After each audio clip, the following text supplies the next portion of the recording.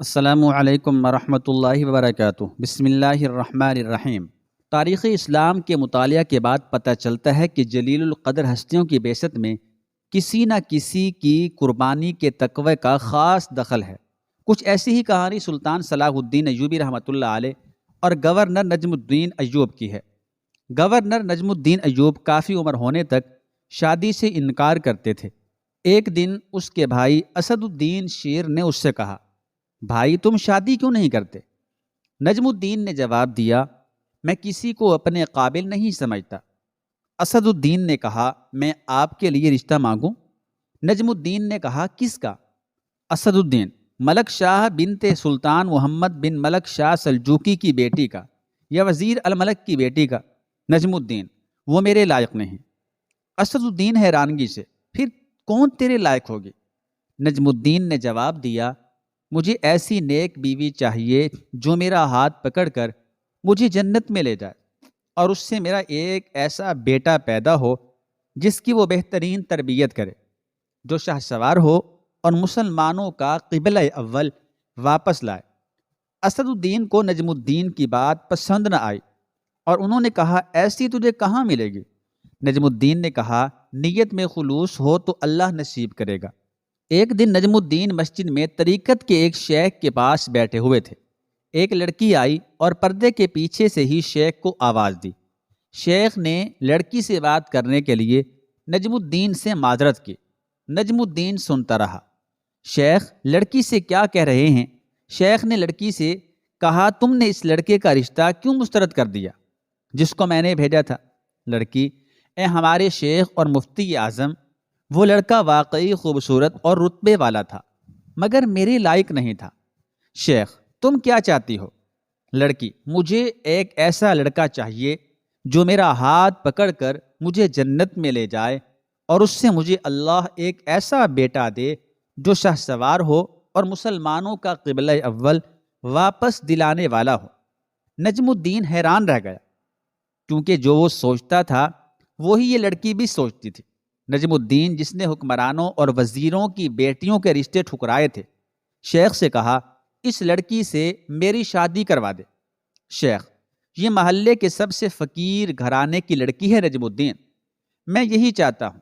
نجم الدین نے اس فقیر متقی لڑکی سے شادی کر لی، اور اسی سے وہ شاہ سوار پیدا ہوا جسے دنیا سلطان صلاح الدین ایوبی رحمۃ اللہ علیہ کے نام سے جانتی ہے، جنہوں نے مسلمانوں کے قبلہ اول بیت المقدس کو آزاد کروایا۔ پھر دکھا دی اے تصور منظر وہ صبح و شام تو، دوڑ پیچھے کی طرف اے گردش ایام تو۔ تاریخ اسلام کا ایک روشن اور سنہرا دور جس کے ابروئے سیاست کی ایک شکن نے تاریخ عالم کفر میں زلزلے بپا کر دیے۔ بے شک وہ سلطان صلاح الدین یوسف بن ایوب ایوبی رحمۃ اللہ علیہ کا دور تھا۔ سلطان صلاح الدین ایوبی 532 ہجری بمطابق 1138 کو عراق کے شہر تکریت میں پیدا ہوئے۔ آپ کا تعلق کرد کے ایک متوسط اور شریف خاندان سے تھا۔ بچپن سے ہی جنگی صلاحیتوں سے مالا مال تھے، کیونکہ شجاعت و بہادری آپ کو خاندانی طور پر ورثے میں ملی تھی۔ آپ کے چچا شیرکو صلاح الدین سلطان نور الدین زنگی رحمۃ اللہ علیہ کی فوج کے سپہ سالار تھے۔ سلطان صلاح الدین ایوبی رحمۃ اللہ علیہ انتہائی فیاض دل، بڑے بردبار اور اعلیٰ اخلاق کے مالک تھے۔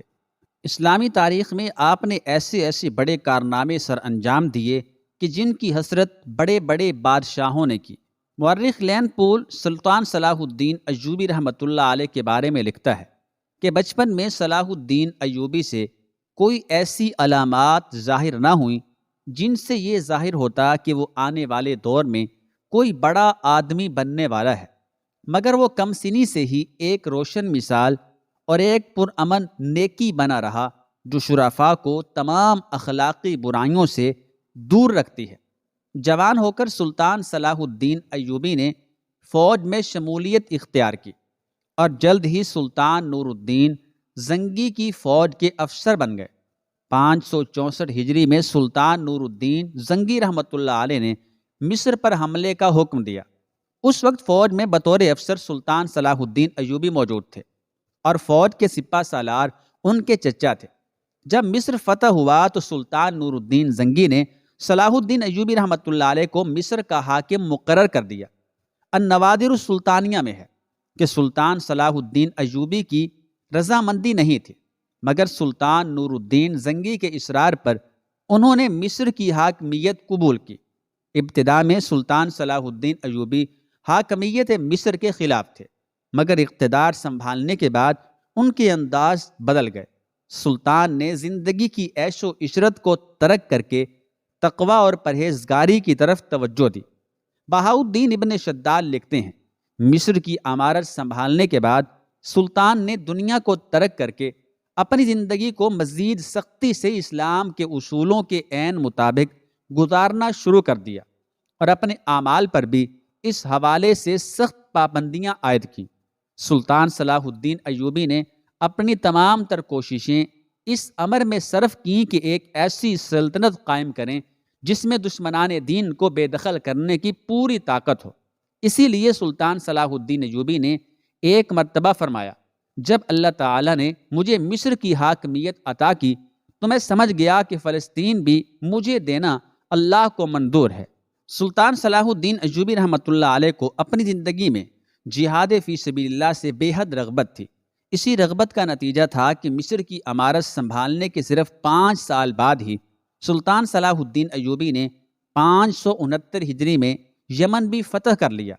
مزید 6 سال کے عرصے میں 575 ہجری تک سلطان نے شام، موصل، حلب اور دیگر ساتھ کے کئی علاقے اپنی سلطنت میں شامل کر لیے۔ 581 ہجری میں جنگ حطین ہوئی، جس کے نتیجے میں اللہ تعالیٰ نے سلطان صلاح الدین ایوبی کے ہاتھوں بیت المقدس کو آزادی عطا فرمائی۔ صلیبی سردار رینالڈ نے بہت سارے عیسائیوں کو ساتھ ملا کر مدینہ طیبہ پر قبضہ کرنے کی غرض سے حجاز مقدس پر حملہ کر دیا۔ یہ رینالڈ وہ صلیبی سردار تھا جس کے ساتھ سلطان صلاح الدین ایوبی نے چند سال قبل امن کا معاہدہ طے کیا تھا کہ ہم ایک دوسرے کی حفاظت کریں گے، مگر کافر اپنی کارستانیوں سے باز نہ آیا۔ رینالڈ بدبخت نبی کریم صلی اللہ علیہ وآلہ وسلم کی شان میں گستاخیاں بھی کیا کرتا تھا۔ سلطان صلاح الدین ایوبی رحمۃ اللہ علیہ کو پتہ چلا تو آپ نے اس لشکر جرار کی سرکوبی کے لیے فوراً اقدامات کیے اور ان کا تعاقب کرتے ہوئے مقام حطین پر ان کو آ لیا۔ مسلمانوں اور عیسائیوں کے درمیان یہ بہت بڑا معرکہ ہوا، جس میں 12,000 مجاہدین کے مقابلے میں 50,000 سے زائد عیسائی فوجی سامنے آئے۔ کئی دن شدت کی لڑائی جاری رہی۔ آخرکار اللہ تعالیٰ نے مسلمانوں کو فتح عطا فرمائی۔ صلیبیوں کے آدھے فوجی مارے گئے اور باقی گرفتار ہو گئے۔ گرفتار ہونے والوں میں صلیبیوں کے 2 بڑے سردار رینالڈ اور بادشاہ گائی بھی شامل تھے۔ سلطان صلاح الدین ایوبی نے رینالڈ سے کہا، ہم نے تمہارے قتل کی 2 بار قسم اٹھائی تھی، ایک جب تم نے ہمارے ساتھ کیے گئے معاہدے کی خلاف ورزی کی اور حاجیوں کا قتل عام کیا، اور دوسرا جب تم نے مدینہ طیبہ پر حملے کا ناپاک منصوبہ بنایا۔ سلطان صلاح الدین ایوبی نے رینالڈ کا سر قلم کر کے اللہ تعالیٰ کا شکر ادا کیا۔ اس معرکہ کے بعد مسلمانوں نے صلیبیوں کے تمام علاقوں پر قبضہ کر لیا۔ سلطان صلاح الدین ایوبی نے جنگ حطین کے فوراً بعد موقع ملتے ہی بیت المقدس کا رخ کیا، اور آخر کار وہ دن آ ہی گیا جس کا سلطان کو بے حد بے چینی سے انتظار تھا۔ اسلامی لشکر نے بڑے زور سے حملہ کیا اور 1 ہفتے تک خون ریزی جاری رہی، اور پھر عیسائیوں نے ہتھیار ڈال کر رحم کی اپیل کر دی۔ حسن اتفاق سے بیت المقدس کی آزادی کا یہ وہی دن تھا جس دن نبی کریم صلی اللہ علیہ وآلہ وسلم نے یہاں جملہ انبیاء کی امامت فرمائی تھی۔ آج پورے 90 برس کے بعد قبلہ اول مسلمانوں کے قبضے میں آیا تھا۔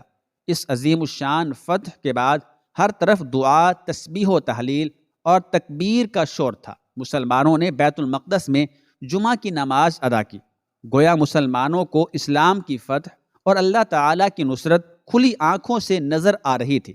بیت المقدس پر مسلمانوں کے قبضے کی خبر سن کر پورے یورپ میں کوہرام مچ گیا، جس کے نتیجے میں اٹلی، فرانس، جرمنی اور انگلستان سے 6 لاکھ فوجی متحد ہو کر فلسطین کی طرف نکل پڑے۔ سلطان صلاح الدین ایوبی رحمۃ اللہ علیہ کو جب اس لشکر جرار کی روانگی کی خبر موصول ہوئی تو آپ نے ان کے مقابلے اور بیت المقدس کی حفاظت کے انتظامات مکمل کر لیے۔ یہ مسلمانوں اور عیسائیوں کے مابین تیسری بڑی صلیبی جنگ تھی، جس میں اتحادی فوجوں کو سخت ناکامی کا سامنا کرنا پڑا اور آخر کار وہ معاہدہ کرنے پر مجبور ہو گئے۔ اللہ تعالیٰ نے سلطان صلاح الدین ایوبی رحمۃ اللہ علیہ کے ہاتھوں مسلمانوں کو ایسی عظیم کامیابی عطا فرمائی کہ اس کے بعد صلیبیوں نے دوبارہ کبھی حملے کی جرأت نہ کی اور 761 سال بیت المقدس مسلمانوں کے قبضے میں رہا۔ سلطان صلاح الدین ایوبی رحمۃ اللہ علیہ مسلمانوں کے ایک عظیم، نڈر، بے باک اور انتہائی ہمت والے حکمران تھے۔